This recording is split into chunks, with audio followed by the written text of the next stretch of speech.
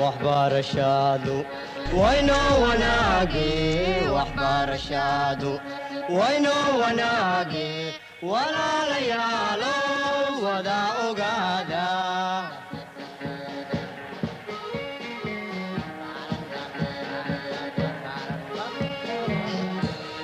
وهي تعلينتا ودادة توسن وهي تعلينتا ودادة توسن.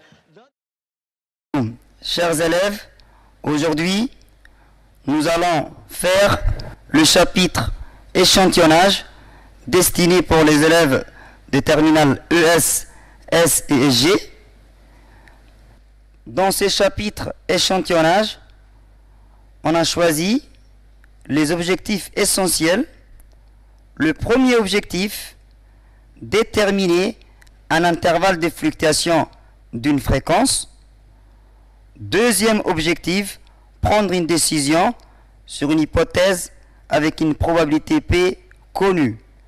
Troisième objectif, prendre une décision sur une hypothèse avec une probabilité supposée. Dans une grande population de proportions P connues ou supposées, on considère un échantillon de taille N et on teste si la fréquence appartient ou pas à un intervalle de fluctuation. Premier cas, P est connu. On observe la fréquence F d'un échantillon de taille N. On vérifie la validité des conditions. N supérieur ou égal à 30, N fois P supérieur ou égal à 5, et N facteur de 1 moins P supérieur ou égal à 5. Et on calcule, une fois que les trois conditions sont vérifiées, on calcule l'intervalle de fluctuation asymptotique au seuil de 95% à l'aide de cette formule. On prend après une décision. Si la fréquence se trouve dans l'intervalle de fluctuation, alors on dit que l'échantillon est représentatif au seuil de 95.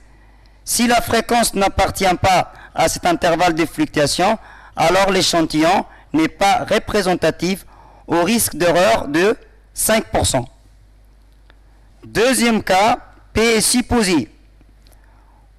On vérifie la validité des conditions. N supérieur ou égal à 30, N étant la taille d'échantillon. Deuxième condition, N fois P supérieur ou égal à 5. Et N facteur de 1 moins P supérieur ou égal à 5. Et puis, on détermine l'intervalle de fluctuation asymptotique au seuil de 95%. La prise de décision, ici, on regarde tout simplement si la fréquence appartient ou pas à l'intervalle de fluctuation.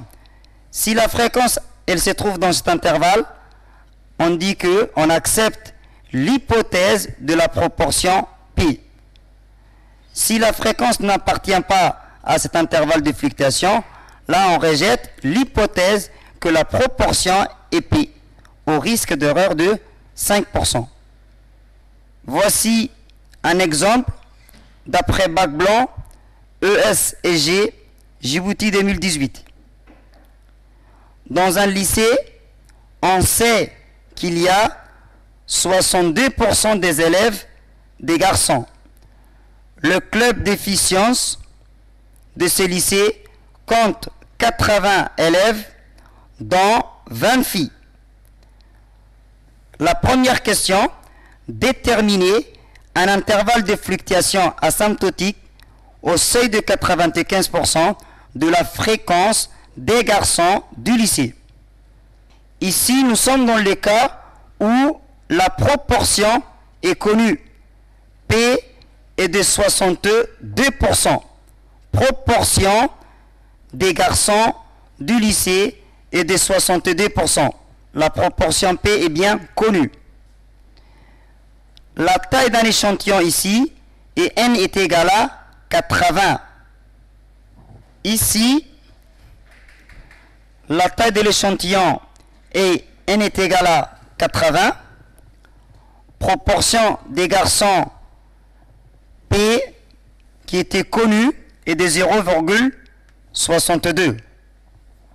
Pour calculer un intervalle de fluctuation asymptotique au seuil de 95%, tout d'abord, on vérifie les trois conditions. 1. La taille n est égale à 80 et bien supérieure ou égale à 30. Deuxième condition, n fois p, 80 fois 0,62 qui est de 49,6, bien supérieur à 5.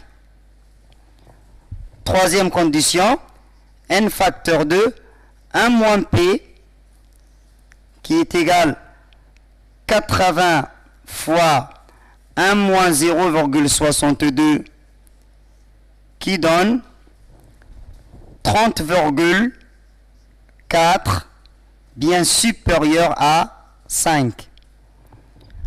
Les conditions sont bien vérifiées. Comme les conditions sont vérifiées, on calcule un intervalle de fluctuation asymptotique au seuil de 95% d'après la formule. IF est égal, intervalle de fluctuation, borne inférieure de cet intervalle, la valeur de P 0,62 moins 1,96 racine 2, la valeur de P 0,62 facteur 2, 1 moins 0,62 divisé par racine de 80. Borne supérieure 0,62 plus 1,96 racine 2 P 0,62 facteur 2 1 moins 0,62 divisé par racine de 80. On utilise la calculatrice 0,62 moins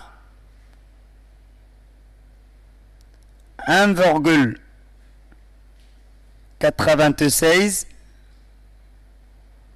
racine 0,62 facteur de 1 moins 0,62, on ferme la parenthèse, divisé par racine de 80. On valide, on obtient environ 0,51 au centième près. Ainsi que pour les bornes supérieures, il suffit de changer le moins par un plus.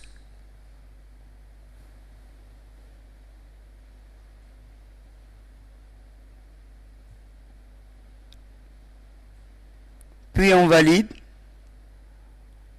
On trouve environ 0,73 à deux chiffres après la virgule. Une valeur approchée des bornes inférieures de l'intervalle, c'est de 0,51 et borne supérieure 0,73. Voici l'intervalle de fluctuation asymptotique au seuil de 95% qui permet d'estimer la fréquence des garçons. Comme on a déjà calculé un intervalle de fluctuation asymptotique au seuil de 95% de la fréquence des garçons du lycée, on passe à la deuxième question. Que peut-on en déduire maintenant? C'est une prise de décision. on essaye de regarder si la fréquence appartient ou n'appartient pas à l'intervalle de fluctuation asymptotique qu'on a calculé à la question précédente. Et après, on va dire si l'échantillon est représentatif ou pas au seuil de 95%, sinon au risque d'erreur de 5%. Question B. Dans l'échantillon de 80 élèves, on a 20 filles, alors ce qui fait 60 sont des garçons. Fréquence des garçons est égale 60 divisé par 80 qui est égal à 0,75. Alors, 0,75 appartient-il ou pas à l'intervalle de fluctuation calculé? L'intervalle de fluctuation est un intervalle de 0,51 à 0,73. Alors, on voit que F, fréquence des garçons, n'appartient pas à cet intervalle de fluctuation. Alors,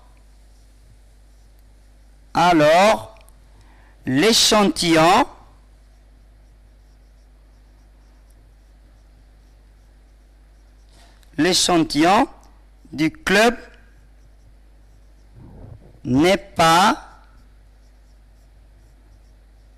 représentatif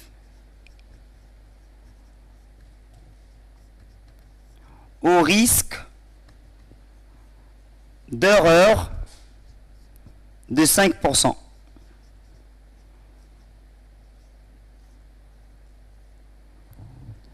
Comme nous venons de terminer les deux premiers objectifs, on passe à la troisième objectif, prendre une décision sur une hypothèse avec P supposé. Pour cela, on vous a choisi un extrait du bac SG Djibouti 2017. Le service des ressources humaines de la société affirme que 12% des employés ont demandé de partir en congé durant le mois de Ramadan. 12%, c'est déjà une proportion supposée. Le BDG de la société consulte le planning de demande de congé d'un échantillon de 60 employés. Il observe que 6 employés ont demandé de partir en congé durant le mois de Ramadan. La première question, calculer dans l'échantillon prélevé la fréquence des employés demandant un congé durant le Ramadan. Question A. On calcule dans l'échantillon de 60 employés la fréquence des employés demandant un congé durant le Ramadan. Alors, la fréquence F est égale 6 divisé par 60 qui est égal à 0,1. On passe à la question B. Le BDG peut-il conclure avec risque de se tromper de 5% que l'affirmation du service des ressources humaines est correcte? Ici, c'est une question qui porte sur la prise de décision et c'est le deuxième cas, le cas où P est supposé. Pour répondre à une question de prise de décision, il faut tout d'abord calculer l'intervalle de fluctuation asymptotique au seuil de 95%. N est égal à 60 et P est égal à 0,12, proportion supposée. On a vérifié les conditions, N supérieur ou égal à 30, N fois P est bien supérieur ou égal à 5, N facteur de 1 moins P est bien aussi supérieur ou égal à 5. Alors les trois conditions sont bien respectées. On a calculé l'intervalle de fluctuation asymptotique au seuil de 95% des employés demandant le congé. La fréquence des employés demandant le congé fluctue de 3,8% à 20,2%. Alors, on essaie de regarder si la fréquence appartient ou pas à cet intervalle de fluctuation. La valeur 0,1 appartient bien à l'intervalle de fluctuation. Alors, la proportion P supposée est bien acceptée au seuil de 95%. Alors, on revient à la question B. Le BDG peut-il conclure avec risque de se tromper de 5% que l'affirmation du service des ressources humaines est correcte? Comme la fréquence appartient bien à cet intervalle de fluctuation, alors le PDG peut affirmer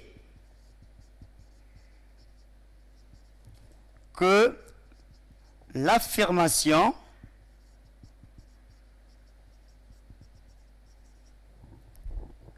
des services ressources humaines est correcte au seuil de 95%. Point. On vient de terminer la troisième objectif, prendre une décision sur une hypothèse avec P supposé. Merci de votre attention et bonne chance pour l'examen.